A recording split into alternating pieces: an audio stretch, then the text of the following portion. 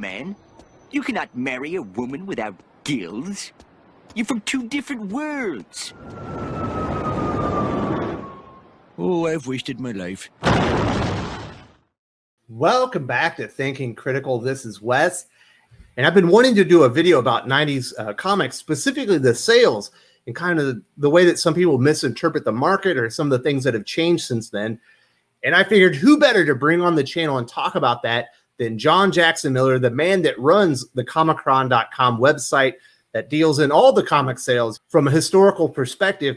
And he was kind enough to join me.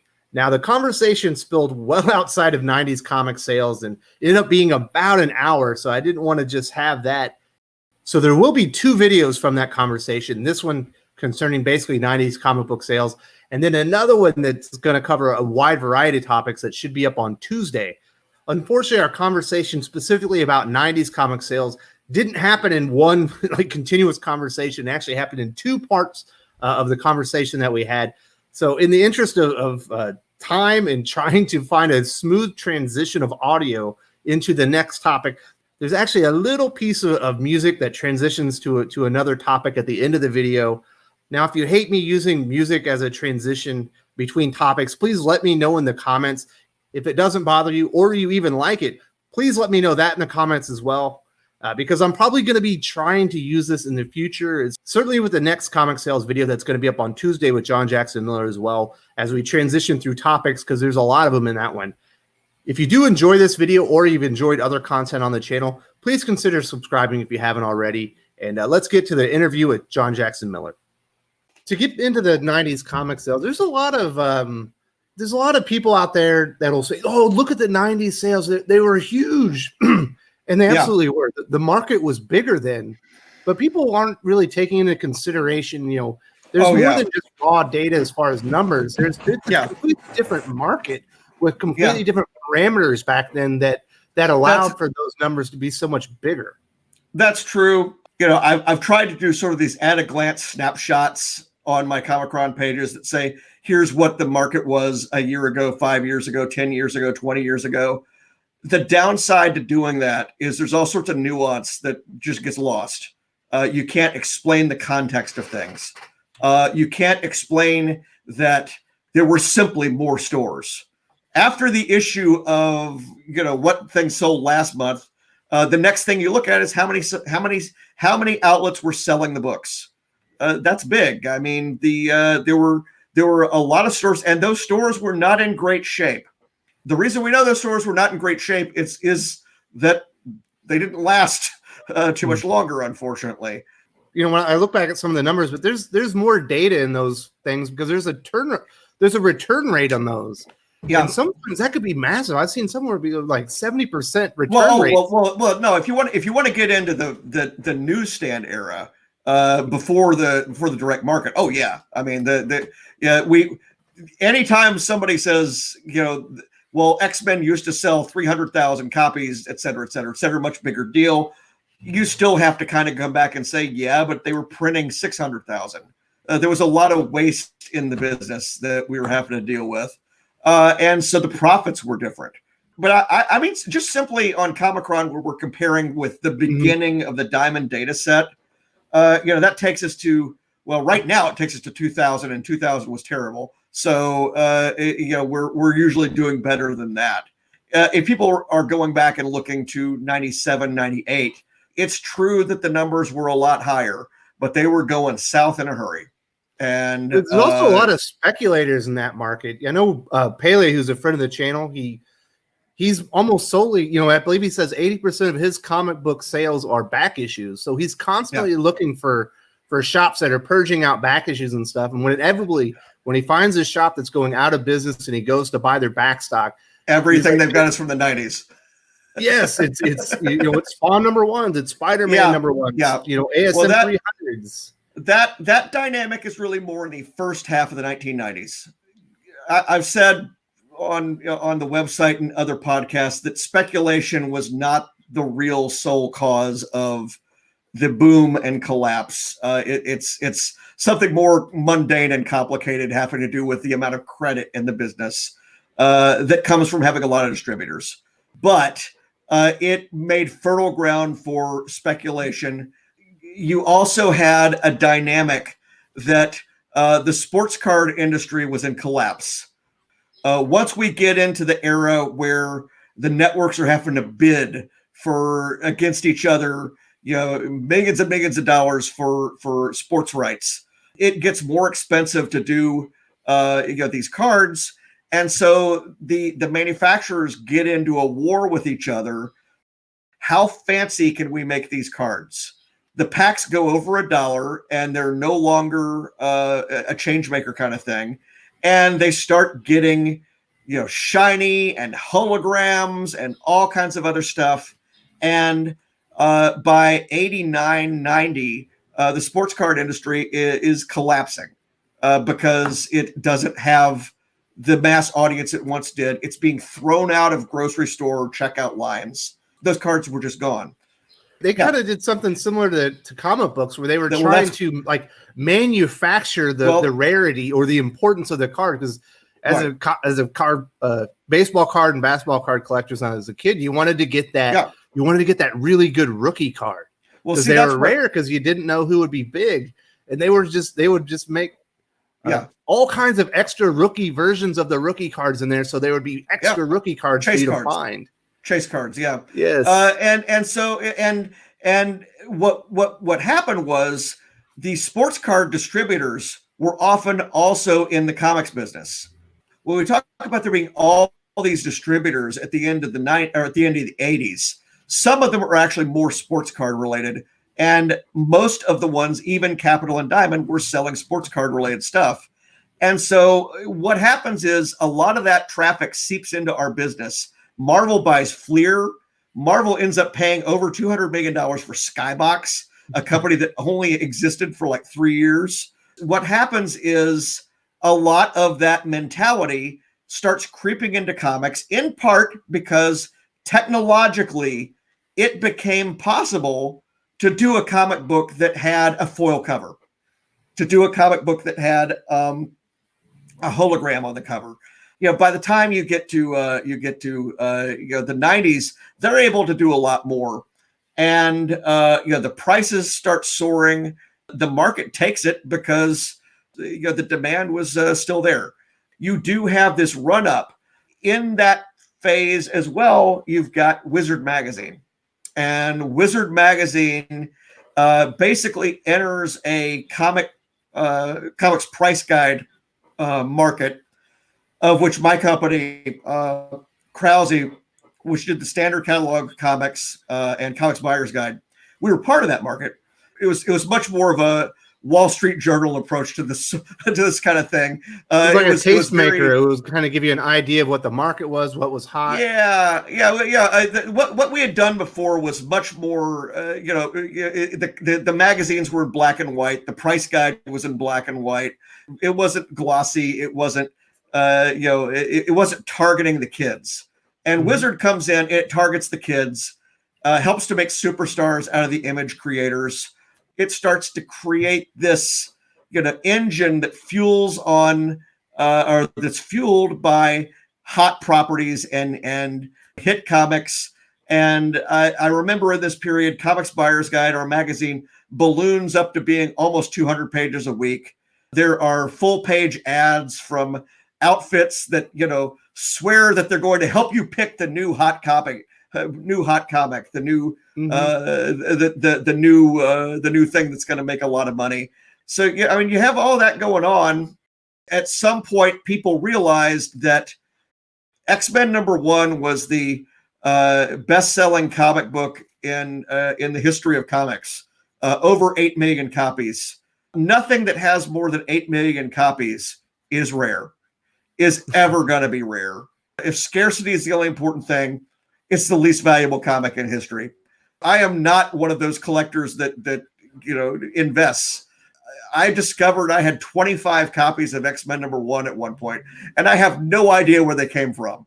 I mean, it was just like anytime somebody would give me their collection or something like that, it would have these in them. So it's sort of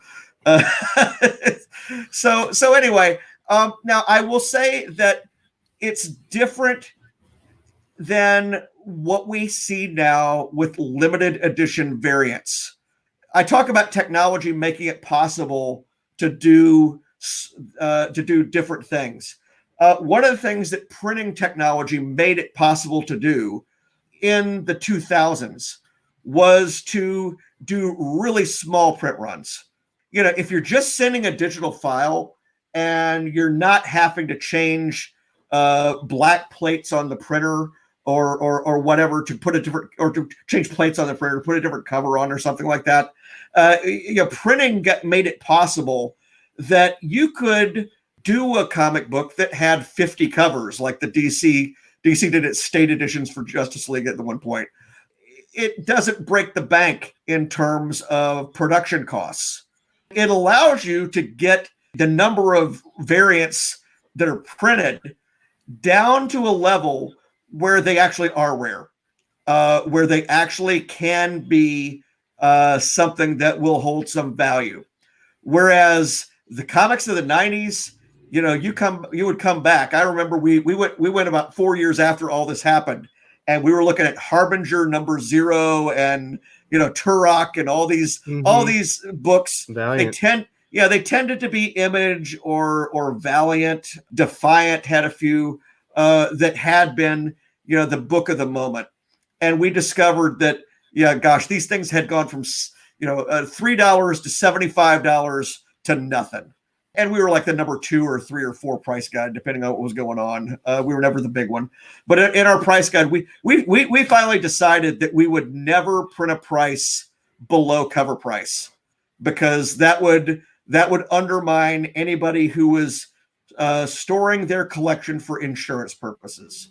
If your house burns down and you had our book, which was an inventory of all your comics in it, because we sold a checklist, you know, we didn't want to be in there saying this book is really worth 10 cents. This book is really worth 25 cents, because that would actually have been harmful to our customers who were using it for that purpose. But we did say cover or less, you know, and that's what a lot of it is worth. So yeah, I mean, you're going to go through. I did it once. I did a column for Comics Buyer's Guide where I went to an antique mall, and I just walked around every one of these bays in the mall, every one of these booths. I inventoried every comic book that was there and wrote down what they all were, just to see whether it was true, whether it's true that there's hidden gold to be found in these places. And oh my goodness, it was Legends of the Dark Knight #1, Legends of the Dark Knight #1, Legends of the Dark Knight #1, which is a different case, incidentally, but that takes us back into 1989. That was actually the first real variant cover thing where the variant was part of the marketing of the book. Again, that was not a case where DC did it in order to sell more copies or to get people to buy multiple copies. Legends of the Dark Knight, it was the first new Batman series that had been started in 40 years. It came out the fall after the Batman movie came out. The retailers' orders came in, and they were for over 1 million copies. And we had not done 1 million copy books since maybe Man of Steel 1. And if not that, definitely Star Wars #1 back in 77. And at DC, they looked at it and said, oh gosh, these retailers are going to get stuck with too many books if we ship them all. And we may not be able to get them all printed anyway in the same week.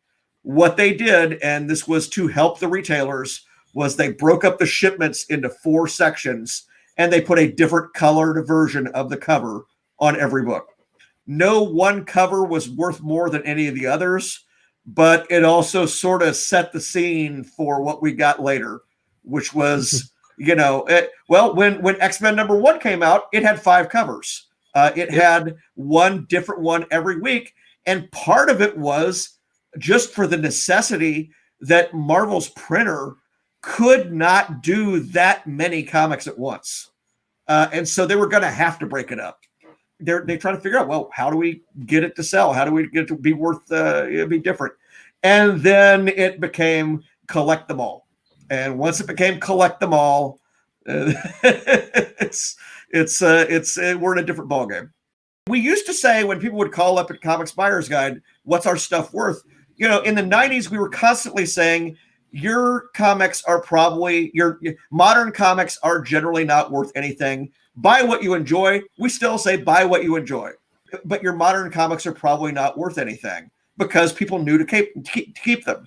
When you did have a comic that from the 90s that went up and held its value, it would be something like Bone #1 from Jeff Smith, where there were really only a handful of copies, not a handful, but 10,000 or so copies at the beginning. But it was nothing like the crazy numbers you saw with other stuff.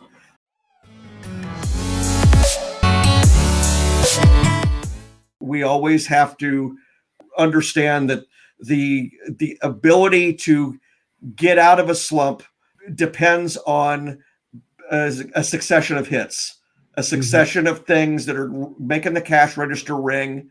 To go back to the 90s example, when the X-Men movie came out, that was, I guess it was June of 2000. I only remember these dates because I've been doing this website forever, and so I keep getting asked these questions. But it's June of 2000, and it was a big movie. It was a hit. Marvel actually had sample X-Men issues in the comic, not in the comic, but in the movie theater. It was tied in with Toys R Us or something like that. I can't remember what it was. So we had this big movie hit, and everybody said, "Did it help comics?" It really didn't, because we had just gone through 7 years of desolation where there was no money in the stores. I visited all the local comic shops in my area at that time and found that most of them only had one rack copy of Uncanny X-Men, one rack copy of the other X-Men title. Well, the rack is where your new sales are going to come from, your impulse sales, your first-time reader sales. So, we could have driven over the biggest phenomenon in movie history, or in comics movie history, and we wouldn't have profited from it because we didn't have any money. We didn't have anything in the stores really to support that. Compare that with, say, 1989 and the Batman movie, where we had been having a good year and we started stocking up like crazy. When I say we, I mean the comics industry, the shops. We were the place to go, the comic shops, well into the whole Batmania period. 1989, you have to get into July pretty much, 4 or 5 weeks after the movie is out before you're really seeing Batman T-shirts and Spencer's Gifts and everywhere. Every place in the world had it by then. But we kind of had it to ourselves in the months and days and weeks leading up to the movie, and to a degree in the couple of weeks after it. And that will wrap up today's conversation with John Jackson Miller from Comichron.com, talking about 90s comic sales. Like I said, this conversation was much longer than the 16 or 17 minutes that I got into this interview portion. There will be another video on Tuesday. Be looking out for that. It's going to cover a wide range of topics, from market factors to seasonal impacts on comic sales and much, much more. I'm still working on that right now, but it will be up Tuesday, and I think you're going to enjoy that as well. And I hope you all have a nice day. If you enjoyed this video, please give it a like. I would appreciate it very much. It helps us attract more views for the channel. Subscribe for future commentary, comic book news, and reviews. And don't forget to ring the bell for notifications. If you want to talk comics, movies, and much, much more, you can follow me on Twitter at Wes_from_TC. With that, Salamat Po, and I'm out.